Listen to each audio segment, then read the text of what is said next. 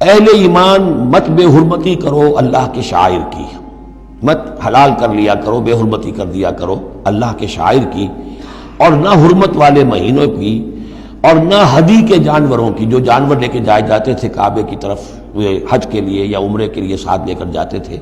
وللقلائد، اور ان کے گلوں کے اندر پٹے ڈال دیے جاتے تھے علامت کے طور پر کہ اب یہ کعبے کی طرف جا رہے ہیں، ولا آمین البیت الحرام، اور نہ وہ حاجی لوگ کہ جو بیت حرام کی طرف چل رہے ہیں، قصد کر رہے ہیں، جا رہے ہیں، اب وہ بھی ان کی بھی ایک نسبت ہو گئی ہے کہ یہ سفر کر رہے ہیں تو اللہ کے گھر کے مسافر ہیں۔ جیسے کہ وہاں آپ نے دیکھا ہوگا جو گئے ہیں کہ انہیں وہ کہتے ہیں مرحبا بضیوف الرحمن،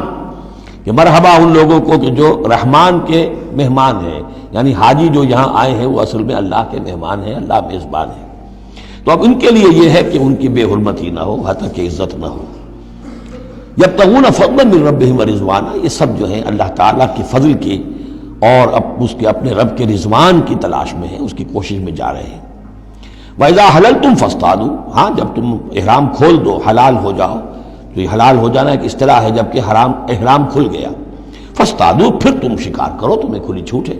ساری پابندیاں احرام کی حالت کی ہیں۔ وَلَا يَجْرِمَنَّكُمْ شَنَآنُ قَوْمٍ أَن صَدُّوكُمْ عَنِ الْمَسْجِدِ الْحَرَامِ أَن تَعْتَدُوا، اور دیکھنا تمہیں آمادہ نہ کر دے کسی قوم کی دشمنی کہ انہوں نے تمہیں روکے رکھا تھا مسجد حرام سے کہ تم بھی زیادتی کرو، یعنی انہوں نے تمہیں روکے رکھا 7 برس تک، 6 برس تک، اور تمہیں یہاں قریب نہیں آنے دیا۔